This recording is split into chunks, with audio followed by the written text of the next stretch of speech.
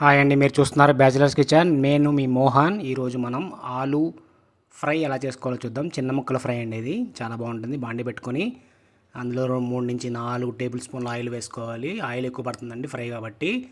తాలింపు దినుసులు, ఆవాలు, జీలకర్ర, ఎండుమిరపకాయలు, పచ్చెనపప్పు, మినపప్పు, పచ్చిమిరపకాయలు 2 చీలికలు, ఎల్లుల్లిపాయలు కూడా వేసి వేపుకోవాలండి.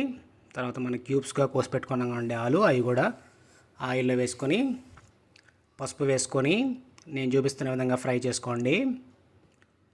ఫ్రై చేసుకోవడం వల్ల మొత్తం కింద నుంచి పై దాకా నేను చూపిస్తున్న విధంగా ఫ్రై చేసుకొని మూత పెట్టుకొని ఒక 10 నుంచి 15 నిమిషాలు మగ్గనివ్వండి ఆలుని. తర్వాత టేస్ట్కి మనకు తగ్గట్టుగా అందులో ధనియాల పొడి, టేస్ట్ తగ్గ 1 table spoon salt, 1 table spoon కారం వేసి తిప్పుకోండి. నేను చూపిస్తున్న విధంగా పైనుంచి కిందాక మొత్తం ఉప్పు, కారం, ధనియాల పొడి అన్నీ కలిసేటట్టు తిప్పుకోండి. నేను చూపిస్తున్న విధంగా.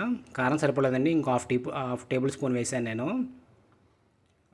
కారం కూడా వేసి నేను చూపిస్తున్న విధంగా కలుపుకొని కొత్తిమీర వేయండి.